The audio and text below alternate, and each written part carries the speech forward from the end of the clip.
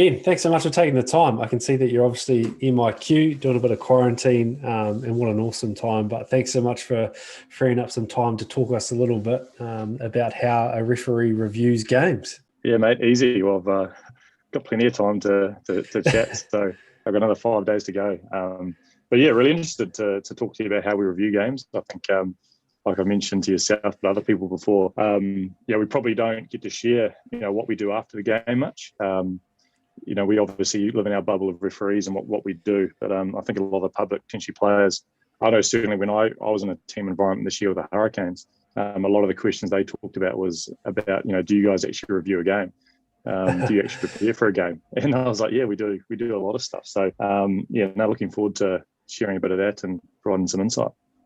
I reckon I was so keen to do this as well because I think if there's young people out there keen to sort of go down the path of being a ref, it's such a closed door, right? Even as players, until you've been in an environment, you got no idea what that next level looks like, feels like, sounds like, and it's such an eye opener. So this is cool. You're going to be able to share. You mentioned there. Let's start with that Hurricanes experience because I noticed that a lot of the New Zealand refs spent some time with the Super Rugby teams. What a cool initiative!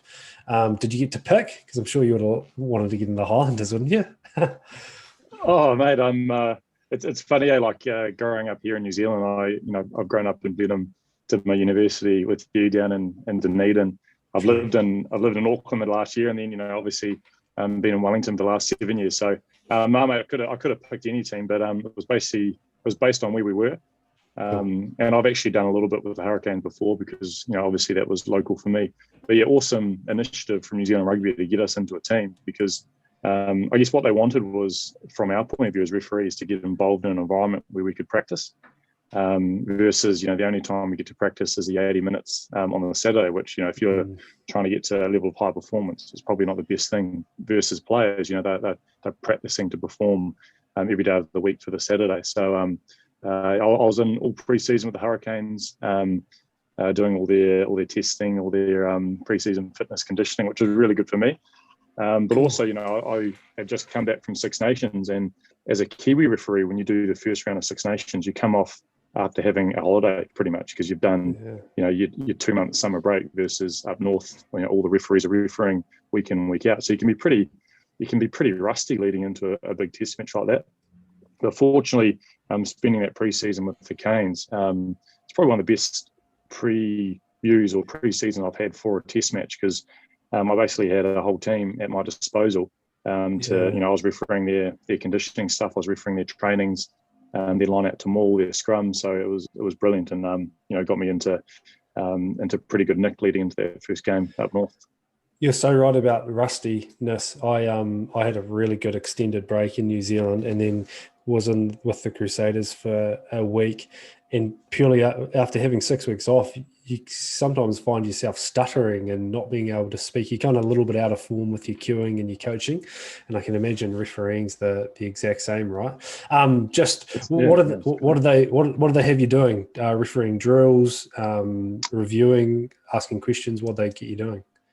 Yeah, mate, like every day you've sort of got, sort of deeper and more welcomed into the environment. They're incredibly welcoming to myself. And basically it started at 7:30 in the morning. I was in with coaches and the management and finished at 5 p.m. at night. And basically wow. I just blended into everything, that they did in terms of, stuff. I've got an amazing insight into how they prepare for a game. How they develop their line-out moves, all this understanding that I've never really been exposed to because, my playing career stopped at first 15 level. They just got me in there to referee their things. So they're doing line-out to maul drills and I'm standing at the back of the line as I would in a game and, basically refereeing and talking to, Gibbo, the line-out coach afterwards about, okay, is that attack maul set up correct? Is the defence correct? Even going through clips after the game just to make sure that, what they're training and what they're practicing, there's a level of accuracy there so that, they're not getting lazy. For example, like, especially offsides, so we're doing live sessions. They might be doing defensive focused drills and I'm there as a referee in the way as we normally would be in a game, but also keeping them pretty honest for offsides. And as I said, like in the huddle after the trainings, I'm doing this so that it becomes second nature so that therefore you penalise less in the weekend. And so I'll never referee the Hurricanes this year.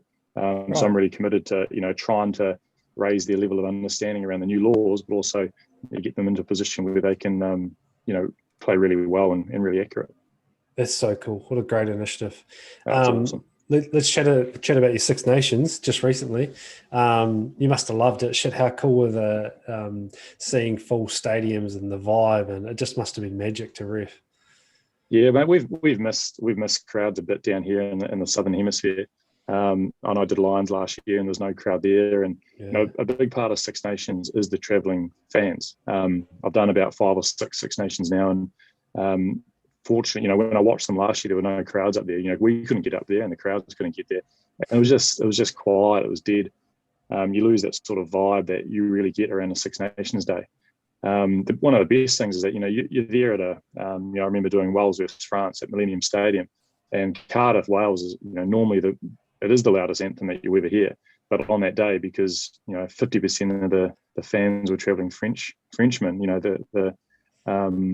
the French national anthem was just as loud. So that's the beauty of that. And certainly, at Murrayfield, when I refereed the Calcutta Cup a few weeks ago, I've never probably experienced a game that was as loud as that, especially leading to the last 10 minutes. And it's not the biggest stadium out of all those Six Nations stadiums. I think Twickenham has about 83,000 people. Stade France 80,000, but it was incredible. So that's what it's about. You referee a tough game. You're involved with some amazing players, but to have that atmosphere back was unreal. Unreal. That's and I suppose what I'm excited about is you're going to show us some clips. Talk us through a little bit of your review, what you look for, how you do it. So let's jump into that now, mate. Share your screen and happy for you to talk away and just it's a real privilege to see this stuff. So looking forward to it. Yeah, awesome. As I said, it's not often that we get asked to share our reviews, but I'm pretty passionate about, I guess, probably getting across my idea around the review for us as referees is one of the biggest parts of the game. We go out there to referee 80 minutes of the game. But what you see on the field in those 80 minutes isn't a fluke. A lot of it is actually down to how we learn, and a lot of that learning comes from how the review part of the game. And I know that so the review process that I'll share with you now has been years of development to get to this point of what I'm really happy with and comfortable with. So, if there's anyone new to refereeing or, just starting out their career, it is a process of learning and developing, and, you go through your own sort of structure of what works for you. But I'm pretty happy with, the way that I review my games now, because I can really take out the detail out of the games. I can really be honest and objective around the games. And then it means I can quickly identify errors or things I need to get better at, so that I can, obviously be better for the game that's going to be in 6 more days. I'm gonna let you get into it, but I suppose one question that just popped in is I think I saw Eddie Jones talking about he's preparing his clips for the referees now. Comments like that, obviously what Rossi did with the South African stuff. A lot of that, most games would you be getting clips from both sides saying clarity on this, especially at international. I imagine you'd be getting a lot of clips. Yeah, you do. Leading into the week, you do get a lot of clips from the coaches. There's a lot of, I guess, from the South Africa thing we had last year with the Lions. There's a lot more process and structure in place around what they can and can't do. The timings of their clips, they can send them before the game. So normally it's 2 days before. If you want to have a meeting, you can do that. So, for example, in this game, Scotland, England, which I refereed, both Scotland sending clips that I had to reply to, and both England sending clips, as well as had a meeting with me as well. Both camps did. And a lot of it is around, sometimes they're asking questions around what they can do, what are they doing? Is that legal? But a lot of it also is, trying to raise awareness around potential trends that the opposition, might be doing in the weekend as well, which I think, for us as referees, we do a lot of work around our preview too. So often we have already picked up on those trends. So we never really surprised a lot. But psychologically, probably coaches think that, maybe they're getting one up on us. But I think at this level, most referees, we do a lot of work in the preview and the review. And then obviously post game, the coaches, they send in heaps. I think it was about a bit tongue in cheek, Eddie, post match sort of saying what he was, he was going to make I think he was going to get the producers ready for the video clips Yeah. for the game that we just did. But as I'll show in my review, there's probably not a lot that either camp can really argue with, because it was a really good game to be involved in. But I was really proud of the review once I did it, because I could actually see that I contributed pretty positively to that match. So what I'll first share now is that often in a game, we'll try and get a review done within sort of the first 24 to 48 hours post game. Now some referees are a little bit different. Sometimes we're traveling on a Sunday, so we'll be watching a game Sunday on the flight, and then Monday we'll sort of get into the bulk of our work. A review it's such a massive part of I guess what we're trying to achieve in terms of learning and improving. Probably from start to finish, it'll probably take me about 6 hours to review a game, from where I can actually see what I've done well objectively, to have my full detailed review written down of the game, and then I'll be ready to actually talk to my assessor, because we'll have a reviewer who is a referee as well. One of our World Rugby managers will watch the game and review the same thing. So by the end of the 6 hour process, what I want to do is actually go through all my decisions, go through the game, and have basically a feel and understanding that is aligned with my reviewer as well. So if you can line those two things up, then it's a successful review. Wow. So basically, a lot of it, how it starts is, and so I've got a few things on my screen here now. So sort of here is obviously the sports code game that we'll all get, and that's what we do most of our review from. Here is just an Excel spreadsheet which I've developed over years, and it's just around my game. It's basically where I get all my crude data from. So I look at the penalty kicks, the non-decisions, the scrum, the line out, and space. And I'll go into a bit more detail around that kind of stuff as well soon. Here is sort of like my post game, once I've done all the crude data, how I write everything down based on my performance plan for the year. Because I always want to be connecting it to actually things I'm working on for the year and for the season, but also, how can I quickly move on to getting better in the future as well, which I'll come to too. And then sort of these things down the bottom left are, the post game, like the stats that we get given from World Rugby around the game, and then what our reviewers say as well. So a lot of the review, like what I'll probably start off with is just how I set the game up with my team, because you want to review the game based on, did I prepare my team well enough? And by team, I mean my assistant referees and TMO. So this, for example, is like a preview document that I send to my TMOs, and it's to my TMOs and my ARs, and it's thought out in terms of how I preview the game around, what does this game need from us as a team, and how are we going to work as a team to actually, really contribute well to this game. So for this game, I understood, in terms of the tackle, the scrum, the line out, the space, that potentially out of all those things, these are some key areas that we need to look at as a team in terms of the role clarity. For example, at the scrum, as an AR, depending on where you are, your role is going to be, making sure that I'm honest with the stability on my call, and obviously giving me any trends from your side of the scrum if you can see it. But me, I'm going to be really looking at the control, especially around the bind and the break foot, which was new to come in, space at the setup, so space between the shoulders.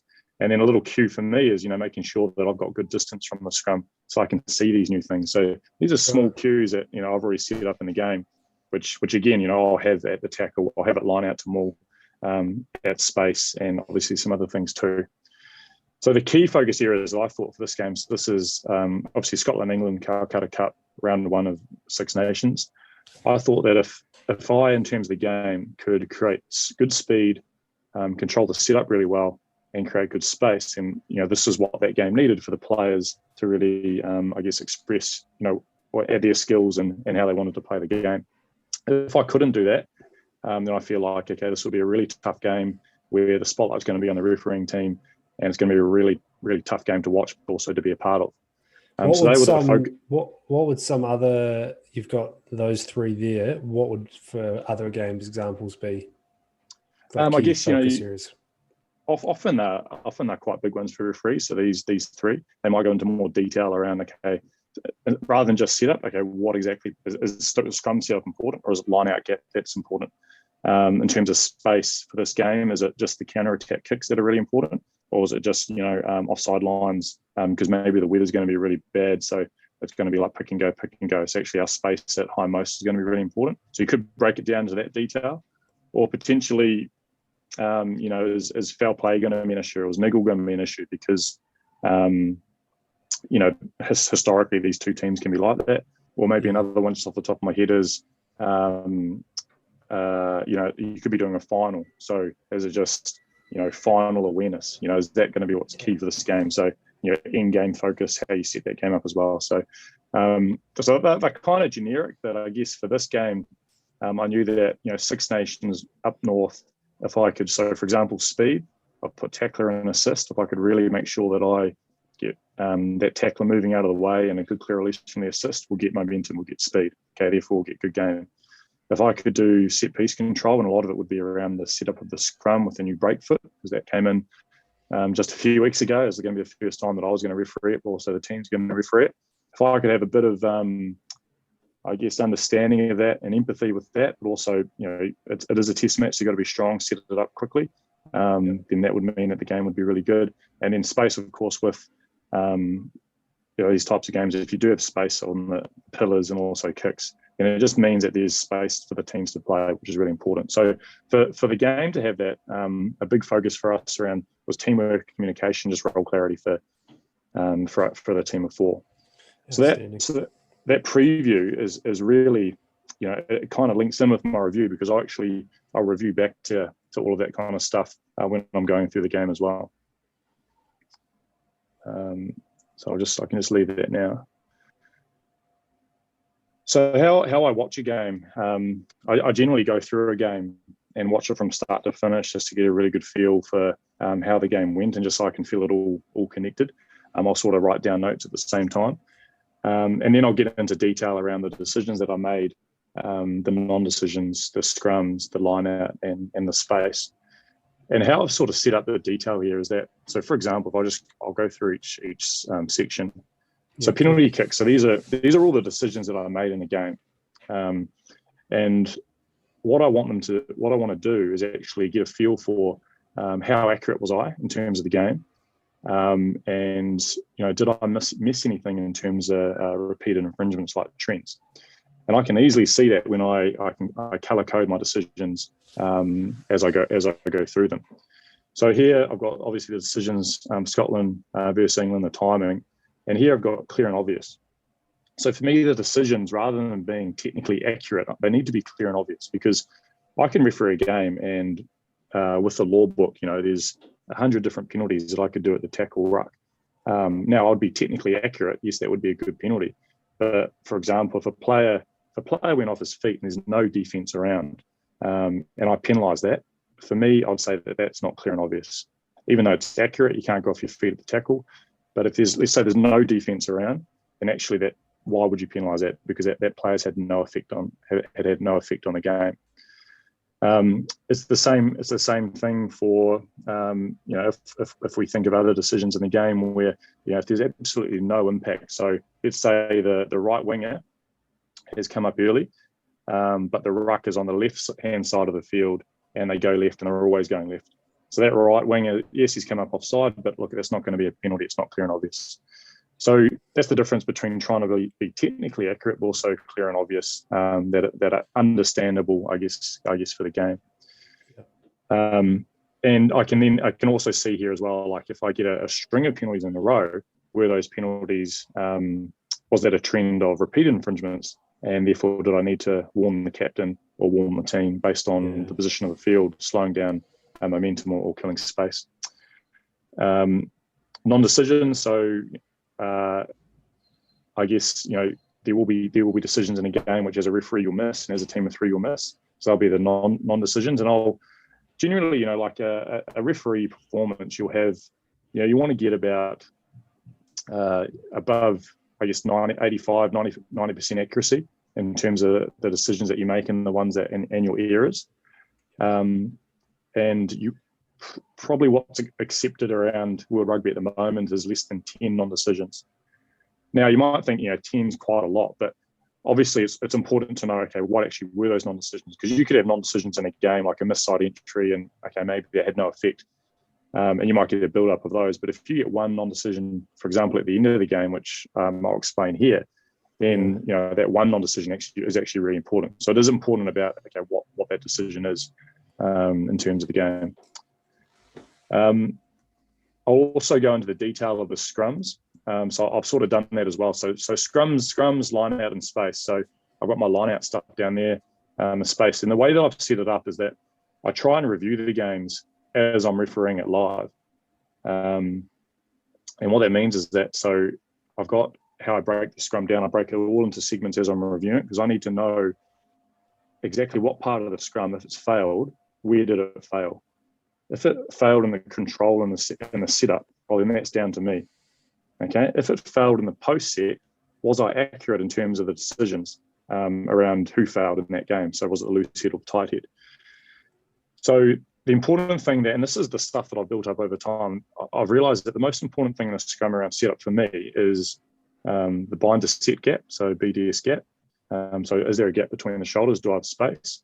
The bind to set time, so my timing between where I say bind and then set. So have I given the front rows enough time to get a good bind and get their feet in the right position, so that they are therefore set up successful to be strong when they hit? Because, for example, if I rush them, and that's on me, and therefore, potentially we're going to get a domino effect where we'll have issues post set. And then is there stability? So these three things, so gap, bind to set time, my call, and stability, they're what I can control. So therefore I try and break it up so that when I'm reviewing every scrum, I can go into that detail to work out, okay, in the game, if we have bad scrums, was it up to me, or actually was it up to the players? Without doing this type of, Would you look at that last scrum? Looks like it's later in the game, and then your bind to set was 2.70. Is that because you were all excited and anxious, so therefore you rushed that? Is that what you'd pick up on there? Yeah, exactly. And so that scrum sequence, which I'll talk about, is a really interesting one in the game, because there was a lot of talk around the final scrums in the England-Scotland game. Yeah. And so when I walked off that game, and I'll go into that detail, but when I walked off, I was like, okay, I feel like I did a really good job there. There was nothing clear and obvious for me live. But then when I did the review, okay, as you can see here, I went into the detail of, okay, was I correct in my feeling on field, and what could I have done better if I needed to? And so what I want to try and do is link up, okay, if there are issues in the scrum. So for example, did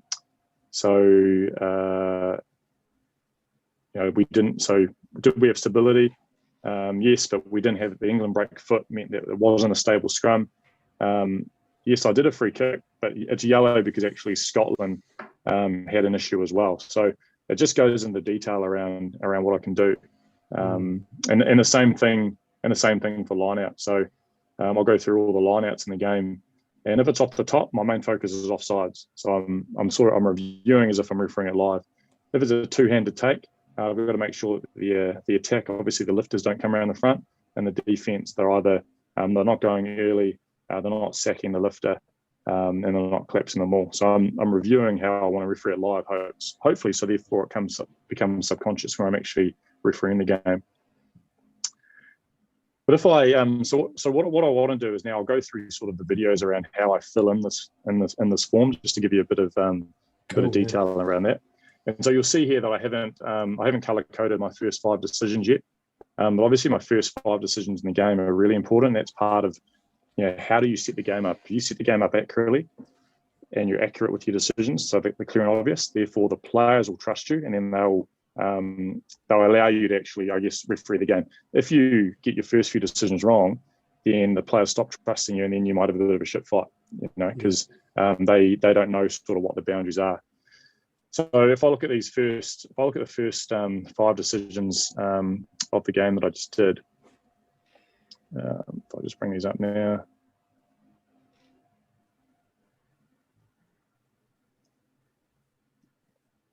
So we're 3 minutes into the game, and I'll turn the audio off here, but you'll see here that England sort of take the ball into contact at this next ruck, and the first decision is Sinclair holding on. So he sort of Can you beats in go there. And if you to one screen? Is that easy? It might be easier just to present on.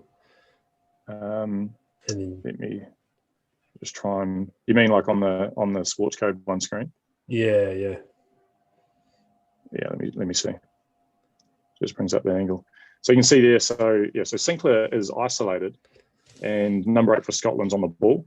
He tries to move around, and there's and for me, there's a clear holding on picture there that Sinclair does a double roll. 8's in a position of strength. Sinclair's isolated, so therefore penalty. So what I can do is I can go, yep, so that's clear and obvious. We watch the replay, so I can be happy with that decision. So I'll put that in as green. So that's the first penalty. So second penalty of the game, again, is really important. So we've set up the line out. Have we got a good space? Yes, we've got good space. Numbers are good. And then Scotland go up. They miss the ball and they hook his arm. Now this is an AR call that came through, and I always trust my team when they make a call like that because I've briefed them that that's their responsibility. I'm going to be at the front of the line out, and so I'm going to be at the back. They're going to be at the front. And he makes a call there where some people can argue, well, that didn't really have any effect. But I think early on, referees, you want to try and make sure that the players are going for the ball. And if they miss the ball, he hooks the arm and then it affects his setup. So now England's going backwards because he doesn't have two hands on the ball because his arm's been hooked. So I'll put that in as a... What does that comms sound like? Like you were saying, you have to trust them. Does that mean that your AR is only ever going to say it if it is 100? Like if they're clear and obvious as well? Like it's definitely a penalty. Like what does that sound like? Yeah, so the comms actually aren't on Sports Code, unfortunately, but you might be able to. I think you might be able to pick up if I do bring the audio and I actually ask my AR, mate. So it's penalty. I'll try and show you. Oh, in the 5 up. Okay. Penalty. Signage in the air on the arm. Yeah, so you can sort of hear how that was a call from the AR, and he was very specific around. It was in the air, it was on the arm, and so when I review this, even though I didn't see it live, when I review it, I say, yep, that's a good penalty. Basically for what we talked about. So that's the first two decisions accurate. So third decision here.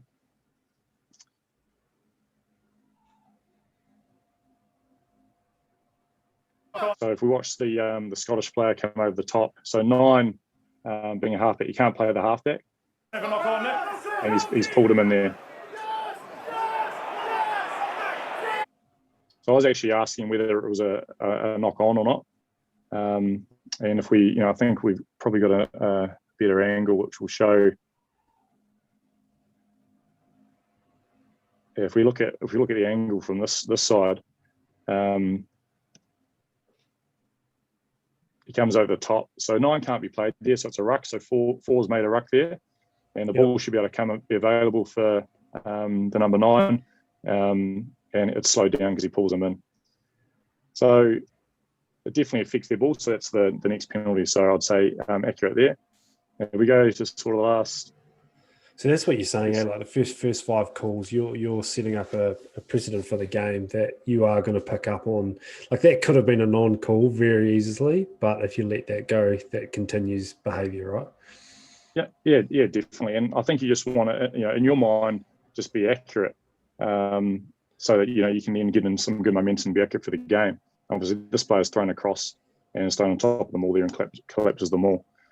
So what I do in this instance is that, okay, so I go through my first 5 decisions. So remember the holding on from Sinclair.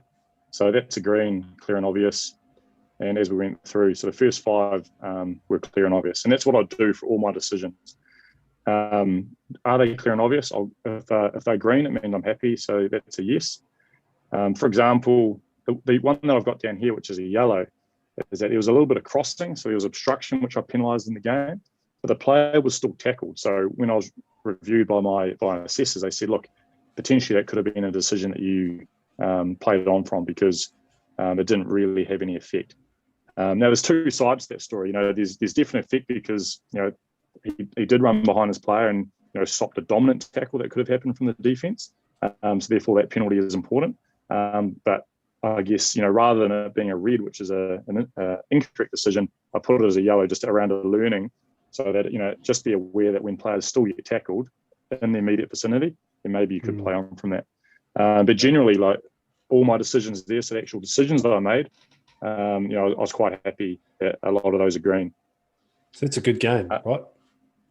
Well, yeah. So I mean, but that's what we'll talk about soon is that you could, and I've had games where I'm 100% in the decisions that I've made, or I'm 95%, but then the one decision that is an error is game defining or game changing, and therefore you haven't had a good game. And that's a big part of refereeing is that you got to keep the momentum going, and if you do make an error that you see on the big screen, you got to find ways to actually move on to the next one so that error doesn't multiply.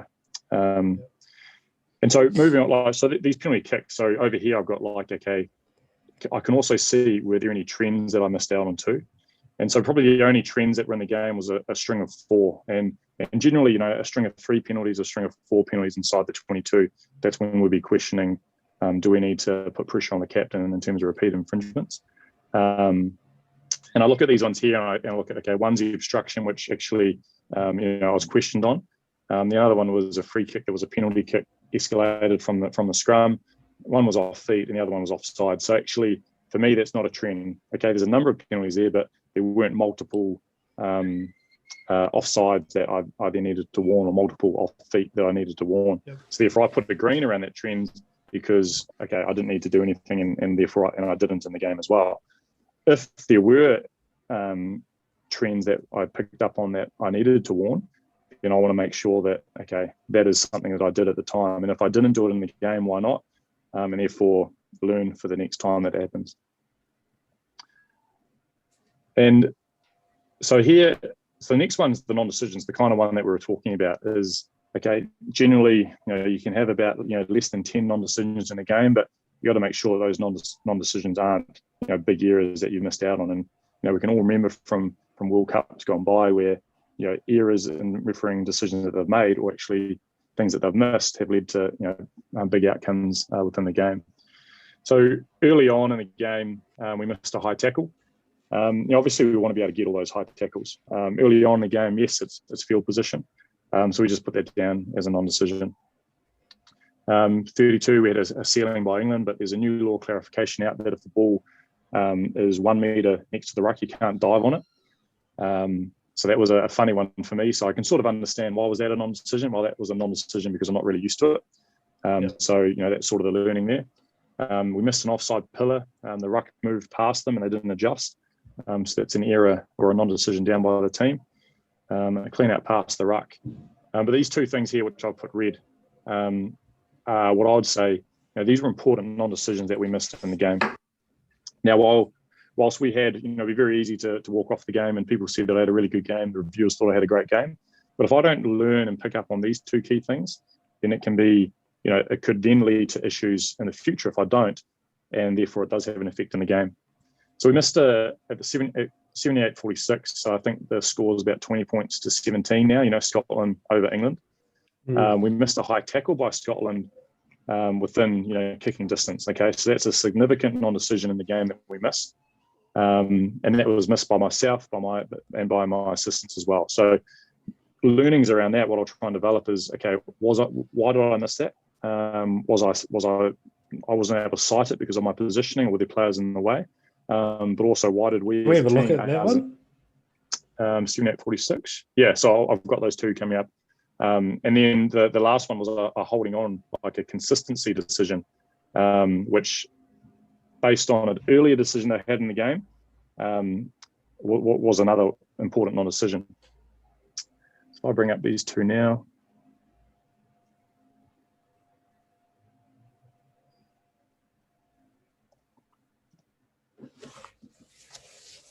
So just here, so high tackle. Now, looks pretty innocuous, but if we look at the far side,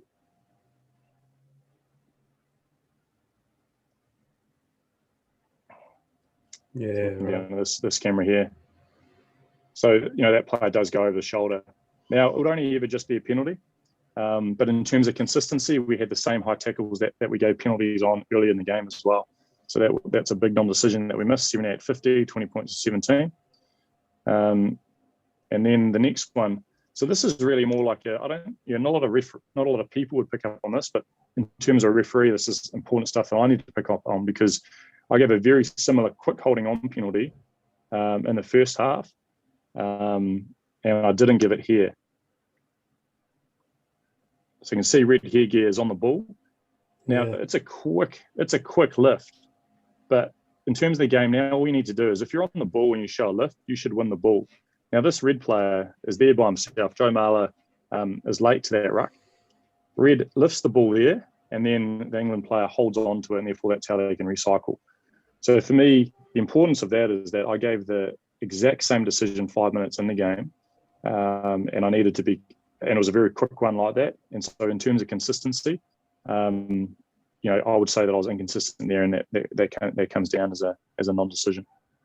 Yeah. Can you bring that back up again? I just wanted to ask a question.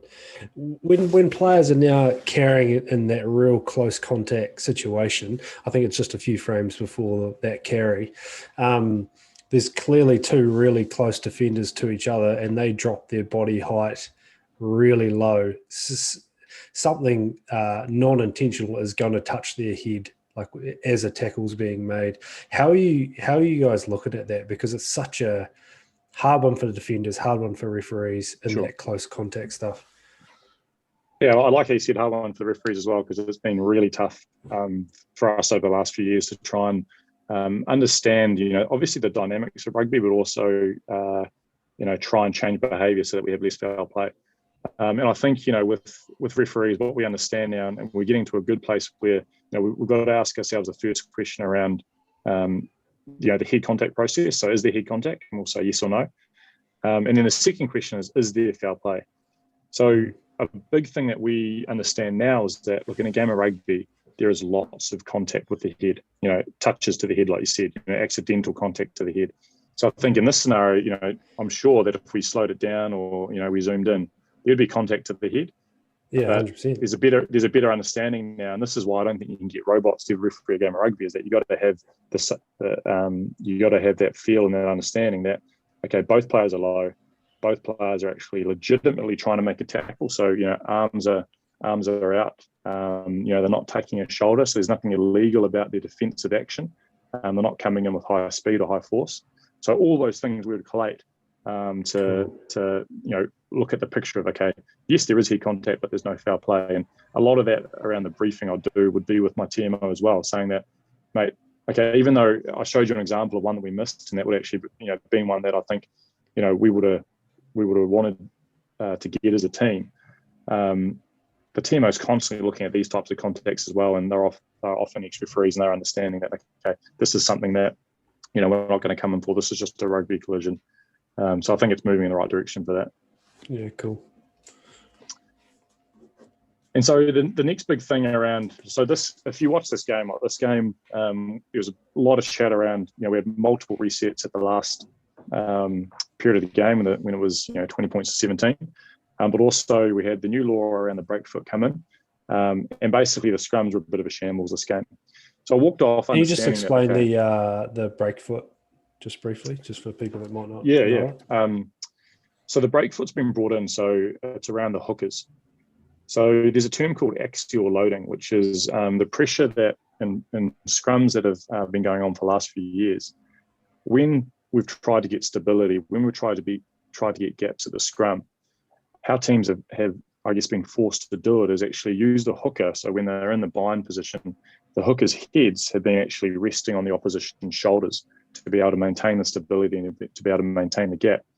Now, what teams have also been doing is that, as hookers have been placing their head on the opposition's shoulders to keep that distance, all the teams' weights from both sides are actually coming in and pushing in from the number 8, the flankers, the locks, into the front row, through the hooker and through their head and through their neck. So you get all that axial loading on their neck. And obviously the medical staff at World Rugby have determined that this is a potential issue. If it isn't already now, it's going to be in the future, because there's going to be massive risk to obviously neck and spinal injuries, which we're trying to get rid of. So a big initiative that was brought in by a lot of the scrum coaches and the players, this is something that's directed from the players and the coaches, is that they wanted to actually have the hooker supporting their own body weight, or supporting their weight and supporting scrum with their leg rather than their neck.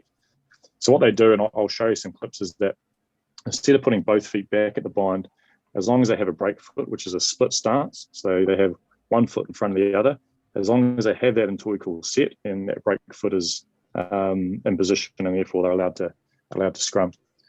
So that's the break foot, and this is something that we talked about in the preview with the teams. When we talk to the front rows, we always go in to have a chat with them before the game. That was a big thing that we tried to talk to them about.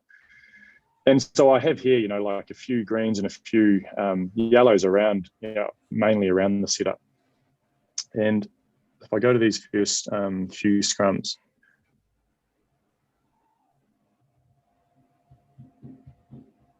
so a lot of it is around, trying to get consistency so that we can get a good understanding of, okay, have we got stable scrums? Have I controlled what I need to control, or is it just up to the teams? So this game, there weren't a lot of scrums, but the scrums are very messy. So in the review, I wanted to know, okay, could I have done anything better, or was this just two teams that actually just didn't scrum well? So here we can see, so the top left angle and probably the bottom one as well shows that. So both hookers here have that stance and that break foot out. So that's the break foot. So as long as that foot stays in front of their opposite foot, then we're really happy. So this is, I think, one of the first scrums of the game. So I call bind, and England sort of pull it back, and then they go again. Now, I free kick Scotland for instability here. So there's multiple things in the setup of the scrum that we need to get. So obviously gap, there's stability, but also the break foot. Now, I thought I was in a really good position to be able to see the break foot, but here I was surprised when I did the review. I didn't see England put that foot back, and then they sort of sneak it forward again. So that's an issue that I found after the game, which if I was going into another game, especially if England I was refereeing England, would have to make sure that break foot, like the Scottish break foot there, you can see he's doing a really good job. And unfortunately, he didn't get rewarded because his team was still unstable. So after that first scrum, what I've done is so this is the scrum here. So yes, the bind to set gap was really good. My bind to set time was really good, so the teams weren't rushed.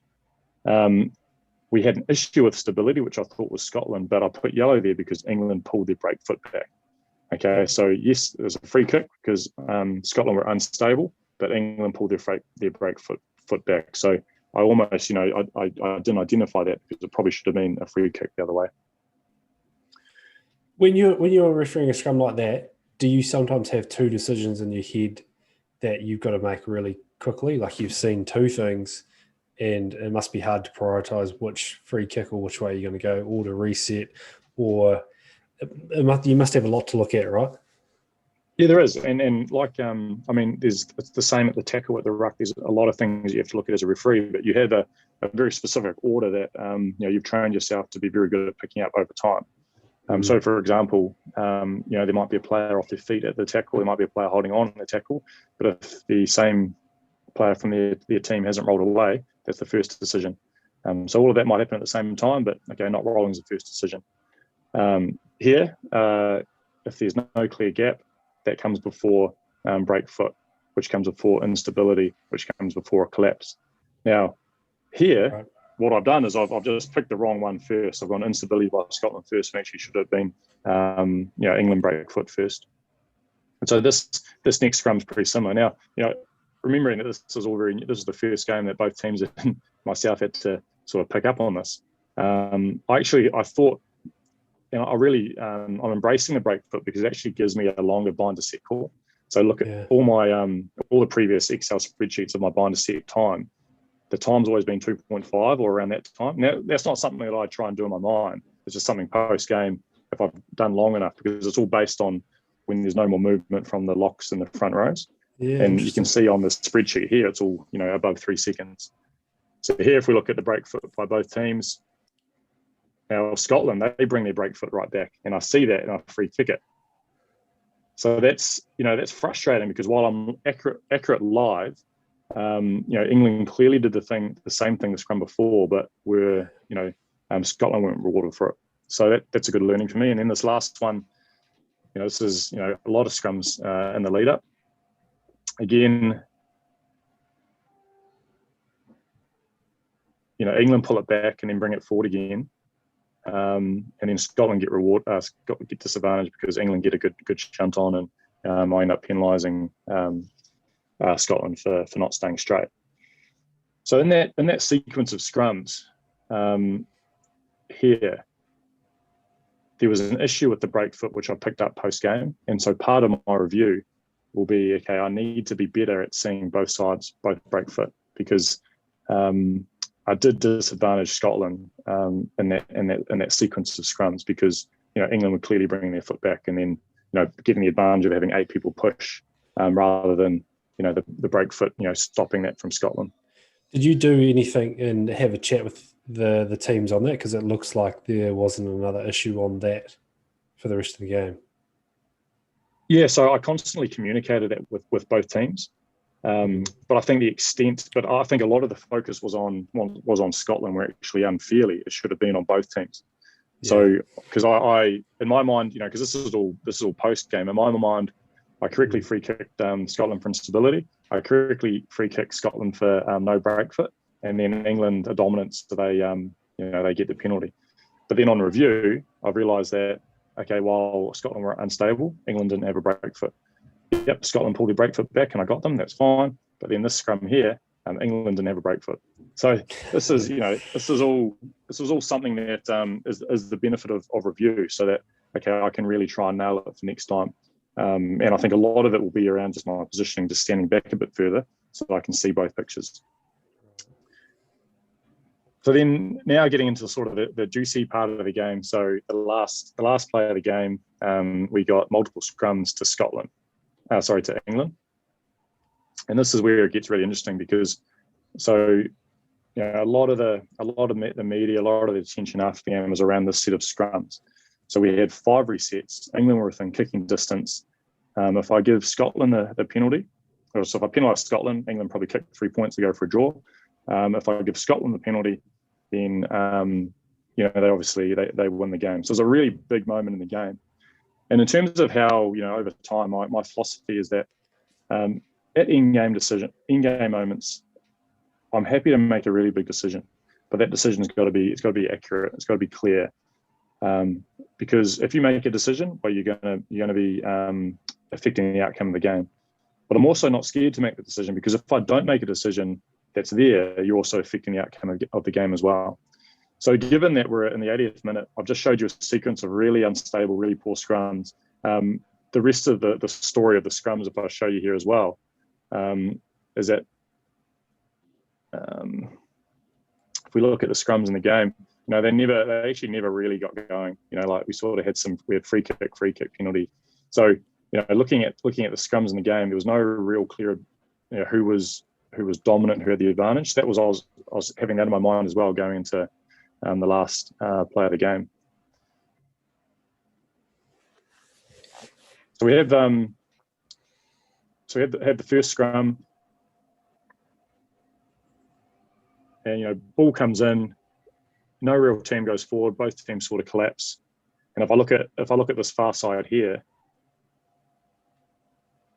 which was on my AR side, was there a decision here? So we look at, tight head's got to be off the arm, so he's on the arm there. Loose head's got to have his elbow up, not causing a collapse either. So both players, you couldn't even on review, I can't really pick who would be at fault there. So actually, I don't mind a reset there. So when I put that in review, I actually put a green there. Now I was challenged around my assessors around whether I could have got the ball out in this situation. So even though we got a collapse, could have asked England to play the ball. Now yes, the ball's there, and I could have asked them to play it. But one of my philosophies is that I don't want to take away a collapse scrum from the team putting the ball in if both teams have gone to ground. So I want England to actually have be able to do what they want to do there if they're strong enough, but I also want Scotland to be able to do that as well. If both scrums go down, then we'll have a reset. But a learning for me is that, potentially in this situation, look, the ball's at the back there, could I just use it, and then we get on with the game. And then we avoid the next sort of lots of scrums, which I'll show you now. Mm. So here we got, so I'm having to decide now, who's at fault, where's the penalty? So again, we go down, we wheel, no one's going forward. I'm resetting that as well. And so a lot of times, 2 resets, I think commentators, they try and say that referees, you feel a lot of pressure to then make a decision. And like you do, it's definitely a feeling that you get. But one thing I got out of this is that I was really comfortable sitting there having resets until I see something really clear. So again, we have another set. Now it's stable, then it wheels, and a wheel's just a reset. So, a team's trying to get around the corner. So I said, okay, guys, look, no one earns this, no one deserves this. We're going to reset, and I'm going to I think I called the front rows out and just said, look, guys, whoever is more accurate first, whoever stays up first is going to be rewarded. So trying to put the pressure back on them. And then I think we finally get to the last scrum. So we've had 5 in a row now. Wow. We get the good stability. This is 84 minutes in the game. 2017, the crowd's just going absolutely ballistic. But I was sort of focused on, okay, I've got to see something clear. If I don't see it clear, and then we get the ball out, and then Scotland turn the ball over, they kick it out. So in the end of the game, and so there's a lot of, I guess, not criticism but questions around, okay, should the referee have awarded a penalty in this scenario? And so when I go through the detailed review around my setup, okay, my bind to gap, my bind to set, the gap was good. When it wasn't, I reset it. Okay, so I didn't let things snowball. The time was really good, and kind of like you said, yes, I did probably rush that last one, but we had good stability. So then post set, a lot of the issues were around tight head and loose head, okay, from both teams, just to collapse on set. And so I look at that in terms of my review. What can I take away from that? Okay, I can take away that when you stay strong with your setup process, even at the end game, and you don't guess, and you leave it up to the players, then you'll get good outcomes. Even though the outcome was maybe 5 resets in a row, you didn't succumb to the pressure of having to blow a dodgy 50-50 decision one way. So I wasn't sure about that until I actually went through the detail and actually did this review now. So for me, that's a big part of I guess that review process, and a big learning around definitely scrums in that game. We often talk about players having little resets, little cues, little things they say to themselves in those. Like, it doesn't get much more pressure situation for someone than that time, that scoreboard, that environment. Have you got anything you use to stay present, stay grounded, or have you got to a stage now where you're just there anyway? Yeah, I think, look, I actually love those moments. They really focus me when I'm in those environments, I reckon. Like you think of Lions series, you think of a lot of the games I've had over the last 2 years. There have been big moments like this. And a lot of it is just around preparation. I prepare for them during the week. I do a lot of role play. I practice on my TMO process in the mirror. But one thing I do have, and I've got it engraved in my whistle, is I just tell myself trust and enjoy.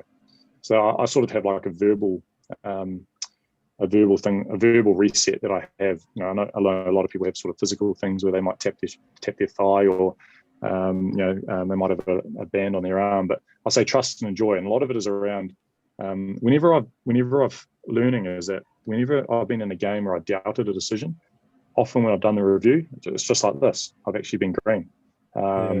So I let that doubt creep into the game. I tell myself why, because actually 9 times out of 10 you're pretty accurate, and often you're right.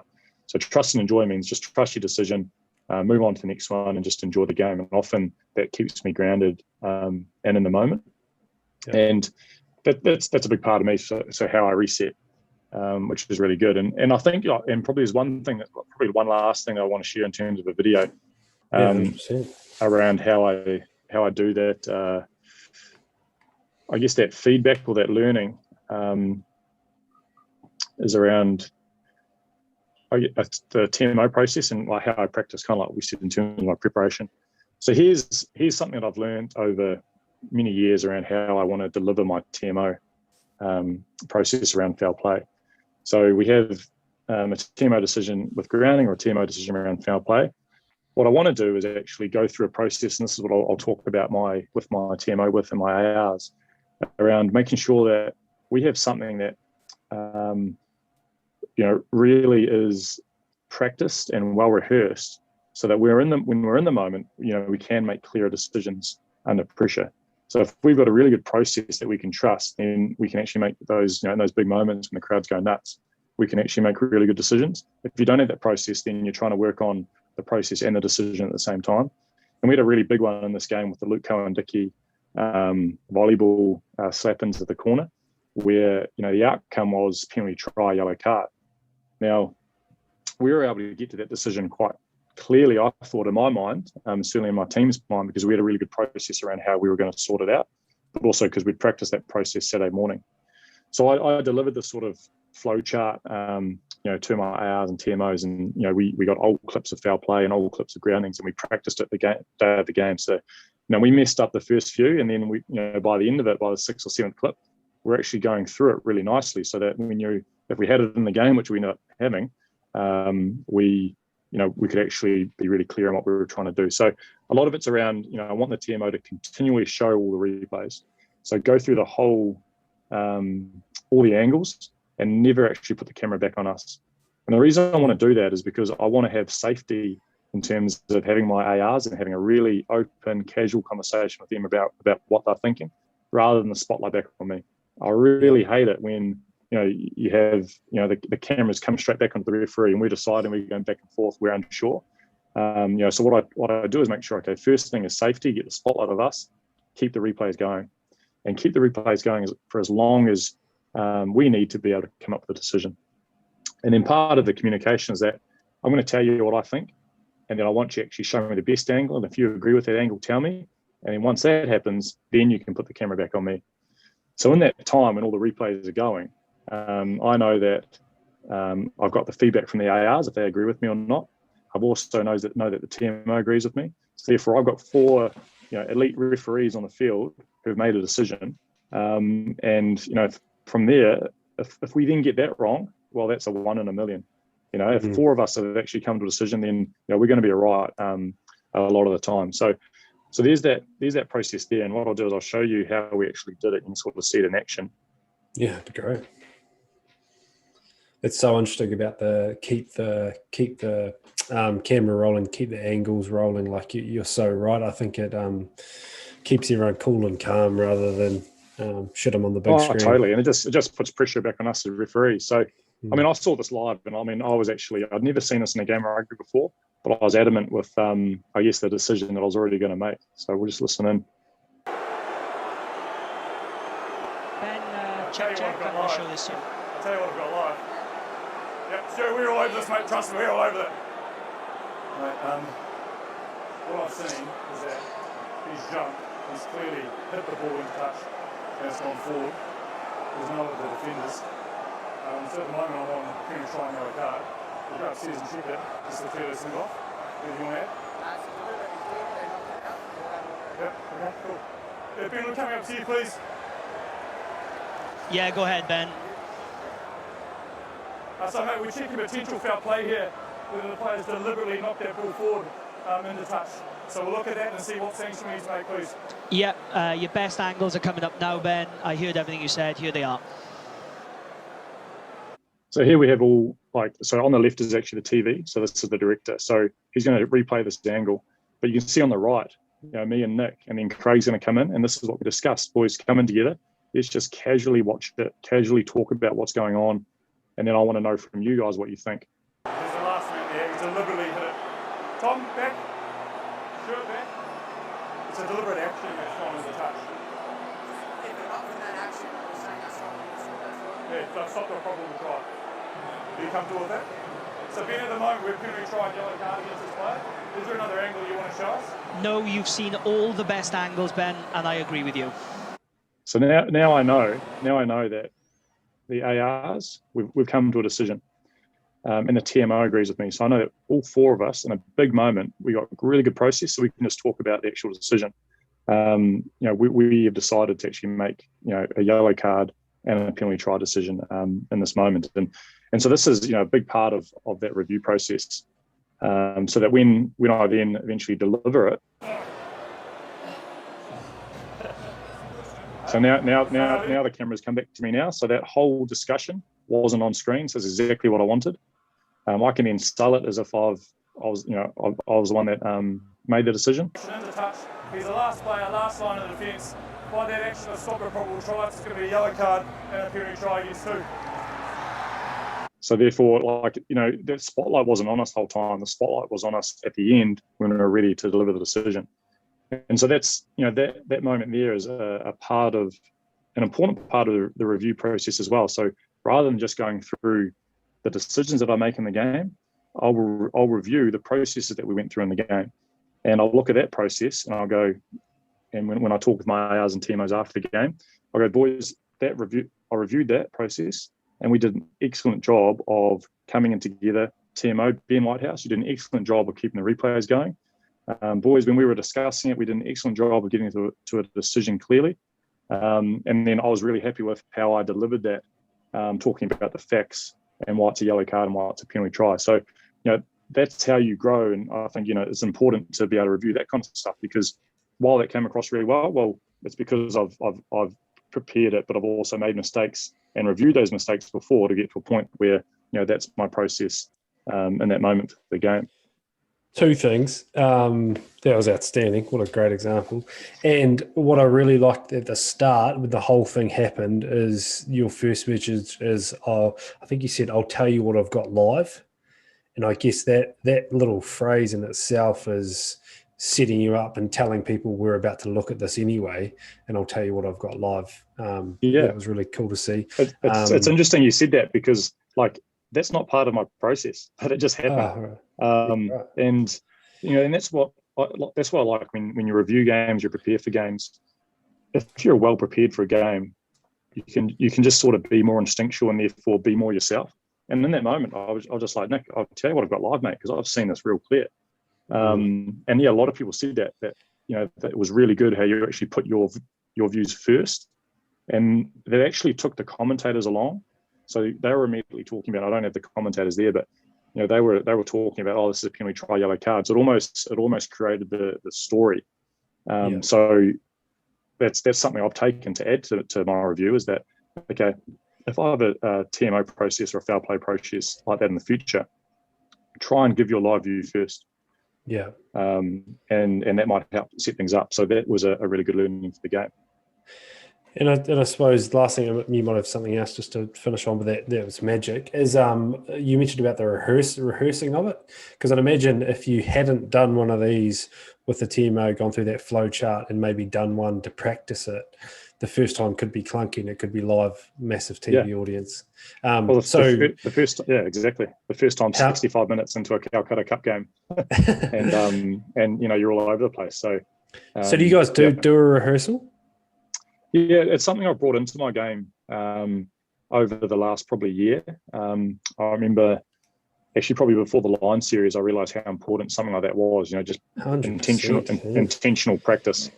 Some of the teams I'm working with now, the ARs, they're actually including it in their preview or their preparation now, because it is as I said to you right at the start, Pete, the only time potentially that we get to practice is 80 minutes in the game. So the more that I can practice or I guess, try and create certain scenarios before the game, the easier I believe, and the more prepared I believe, and the more confident I believe I will be like when I then go into the match. It's a big part of my preparation now, and I think we probably. So what I do is I get one of the other New Zealand boys, I think Brendan Pickerel this time, just to create some clips for us of foul play or scenarios that have happened over the last few weeks. So I haven't seen it, and what we do is we're in our room. I chuck it on the HDMI cable on the TV, and I press play, and then we just go into something that we haven't seen before, and just do it in the moment, but in the safety of our hotel room before a game. But therefore, when we go out on the field, you something like that. That's awesome. And it probably reminds me a little bit of something to do with marketing. It's new and familiar. People like stuff that are new, but also things that are familiar.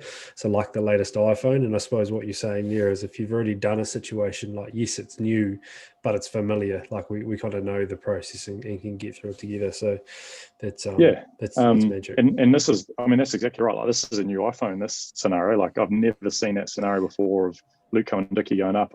A few years ago, Sonny Bill Williams had a similar thing against France, where it was a penalty try as well, but that was in goal and that was close to the dead ball line. In the game of rugby, you'll never get the same high tackle ever again. You'll never ever get the same collision in the air ever again. There's always some subtle differences.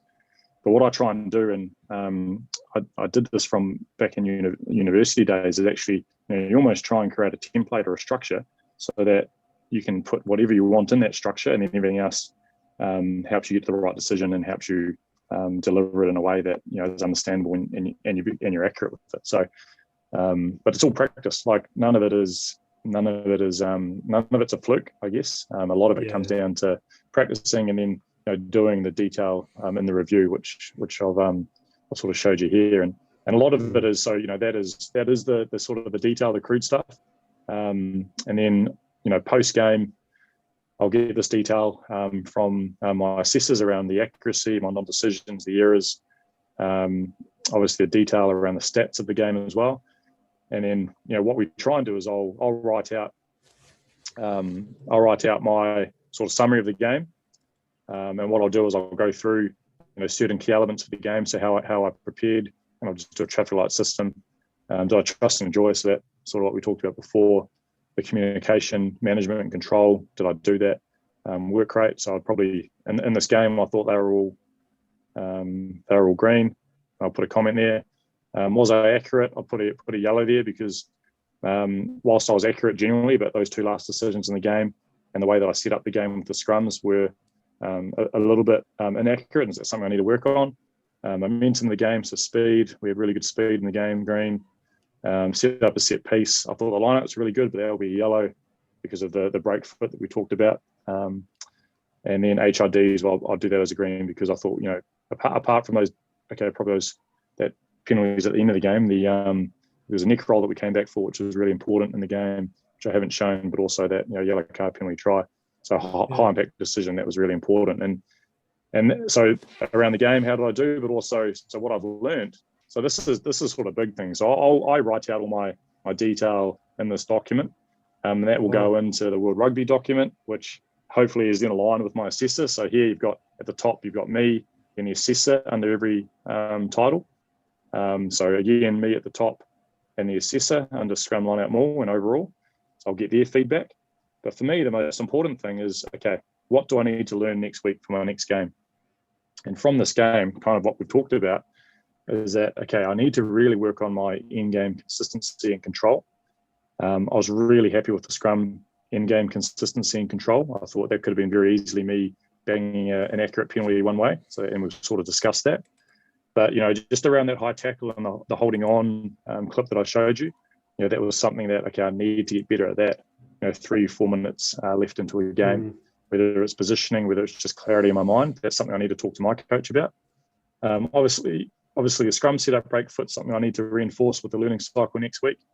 But one thing that I thought was really good was the balance of my holding on versus off-feet pictures in the game, which I haven't shown, but I thought, I generally give a lot of holding on penalties, but I was really accurate. So that when I'm inaccurate, it's because of players actually going off their feet and I've rewarded them. But I actually got a really good balance of holding on versus players sealing, which on review was really cool. So. And that's it. So that's generally sort of 6-7 hours after the game, or so how long it takes after a game. That detail goes back to my assessors. I'll send an email to both coaches around some feedback, and that's it. You sort of finish the week, and then you start prepping for your next game, and you do it all again after the next Saturday. So that's your Sunday. Yeah, pretty much Sunday. Yeah, Sunday, Monday.